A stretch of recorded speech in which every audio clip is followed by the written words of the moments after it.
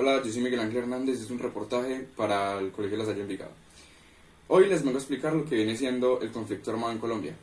El conflicto armado en Colombia surge más o menos entre los años 1960,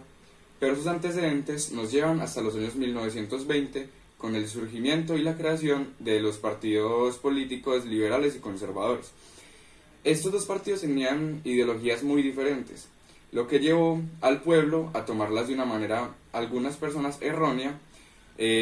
creando así los partidos de extrema derecha y extrema izquierda, lo cual nos lleva a la creación de ciertos grupos paramilitares que defendían más que nada los ideales de la extrema derecha. El conflicto armado en Colombia es una guerra no muy violenta, o sea, de baja intensidad, a comparación pues de, por ejemplo, lo que son las guerras mundiales, que surge más que nada y se da más que nada entre el Estado colombiano y los paramilitares y las guerrillas. Este conflicto armado ha tenido muchas víctimas a lo largo de la historia en Colombia. En la actualidad todavía siguen habiendo grupos disidentes de estas guerrillas y de estos paramilitares que siguen defendiendo aún los ideales de sus antepasados. A lo que quiero llegar es que este conflicto armado aquí en Colombia es un conflicto interno que ha tenido que lidiar el país y ha tenido muchas víctimas, las cuales han sido más que nada los campesinos al ubicarse en zonas rurales en donde no hay mucha presencia del gobierno y de los militares. Así que estos grupos paramilitares de derecha aprovechan esta ausencia de poder en estas zonas rurales para así crear sus fuertes para luchar contra el gobierno colombiano. Este conflicto armado en Colombia a lo largo del tiempo se ha venido patrocinando mediante lo que es el narcotráfico y demás actividades ilícitas que estos grupos generan. Más o menos por ahí en los años 1980, con la creación de los carteles de Medellín, de Cali, etc.,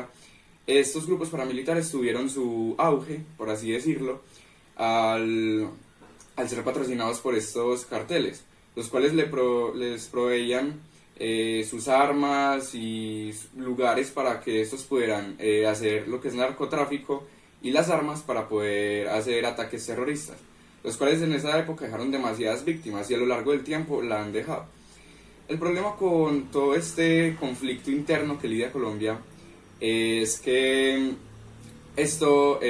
opaca el progreso y frena el progreso que tiene el país en general, debido a que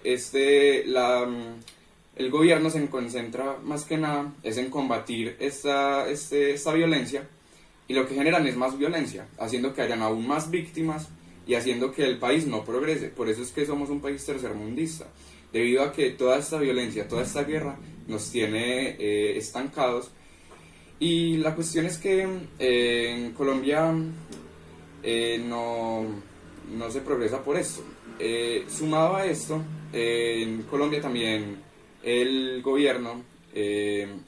ha tenido muchos ataques en contra de lo que son las pandillas y las bandas criminales citadinas, por así decirlo, quienes tienen también aterrorizadas pues a todo el mundo en Colombia. Y lo que causa también es que dentro de las mismas ciudades hayan aún más víctimas que las del campo, haciendo así que sea imposible estar seguros. Esta violencia en Colombia también se ha ido emancipando un poco tras los diálogos de paz con el gobierno, con las FARC, pero como dije al principio, aún siguen habiendo grupos disidentes que no quieren acatar estas normas y no se quieren separar, y tienen unos ideales demasiado metidos en su cabeza que no los deja progresar.